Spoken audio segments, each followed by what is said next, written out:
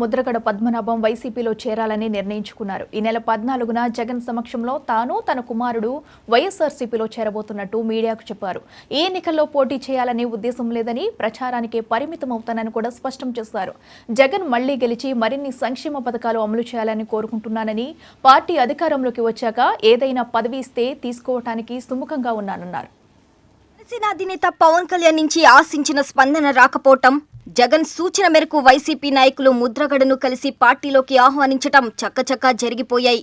వెంటనే తన నిర్ణయం చెప్పని ముద్రగడ ఈరోజు తన కిర్లంపూడి నివాసంలో మీడియాతో మాట్లాడుతూ 14న వైఎస్ఆర్సీపీలో చేరుతున్నట్లు ప్రకటించారు.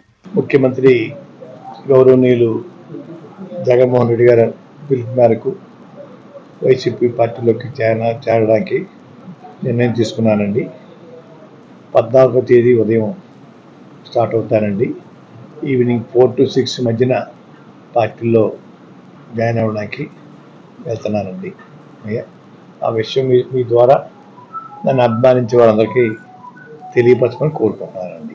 కాకినాడ నుంచి పవన్ కళ్యాణ్ పోటీ చేస్తే ఆయన మీద పోటీకి సిద్ధమవుతారా అని మీడియా ప్రతినిధులు అడిగిన ప్రశ్నకు సమాధానమిస్తూ తాను బేషరతుగా పార్టీలో చేరుతున్నానని, ఎన్నికల్లో పోటీ చేయబోవటం లేదని కూడా స్పష్టం చేశారు. నేను ఎటువంటి కండిషన్ పెట్టలేదు సార్. ఎమ్మెల్యే సీట్ కానీ ఎంపీ సీట్ కానీ అడగకుండాను సర్వీస్ చేయడం కోసం వస్తానని చెప్పానండి.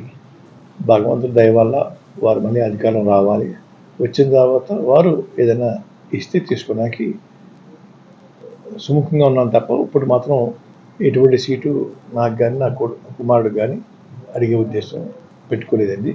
అన్కండిషనల్గా నేను చేరడానికి నిర్ణయించుకున్నాను సార్.